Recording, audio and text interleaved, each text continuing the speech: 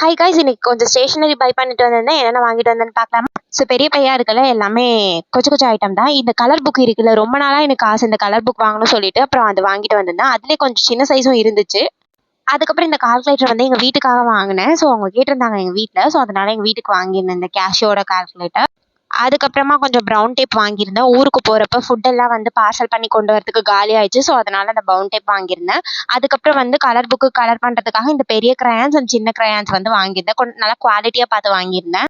இது பெயிண்ட் பண்ணால் வந்து ஆக்சுவலி நேச்சுரலாக ரொம்ப அழகாக தெரியும். ஸோ அதுக்கப்புறம் வந்து குட்டி கலர் புக் இருக்குல்ல, அது பேர்ட்ஸ் மட்டும் இருக்கும். ஸோ அதனால அது பேர்ட்ஸ் மட்டும் இருக்கிற மாதிரி பார்த்து ஒன்று வாங்கியிருந்தேன். அதுக்கப்புறம் இதுக்கு குட்டியாக கலர் பண்ணுறதுக்காக டாம்ஸ்லேருந்தும் ஒரு கிரையான்ஸ் பாக்ஸ் மாதிரி வந்து வாங்கியிருந்தேன். ஆக்சுவலி எனக்கு அந்த டாம்ஸோடது பிடிக்கும். ஸோ அதனால அது வாங்கியிருந்தேன். அதுக்கப்புறம் வந்து ஸ்கெட்ச் பென்சில்ஸ் வந்து என்கிட்ட இல்லை. கலர் அடிக்கிறதுக்கு எல்லாமே இருந்தேன். ஆனால் ஸ்கெட்ச் பென்சில்ஸ் மட்டும் இல்லை. அதுவும் வந்து ஒரு 2 பாக்கெட் மாதிரி வாங்கியிருந்தேன். ரீசெண்ட் டேஸில் கலர் அடிக்கிறதுக்கு ரொம்ப பிடிச்சிருக்கு. அதனால தான் இந்த மாதிரி திங்ஸ் எல்லாம் கொஞ்சம் வாங்கிட்டு வந்திருந்தேன். இந்த மாதிரி வீடியோஸ் எல்லாம் உங்களுக்கு பிடிக்கும் அப்படின்னா மறக்காம என்னோட சேனலை சப்ஸ்கிரைப் பண்ணிக்கோங்க. யாருக்கெல்லாம் டிராயிங் என்ன மாதிரி பிடிக்குமோ டிராயிங்னு கீழே கமெண்ட் பண்ணுங்கள். எவ்வளோ பேருக்கு பிடிக்கும்.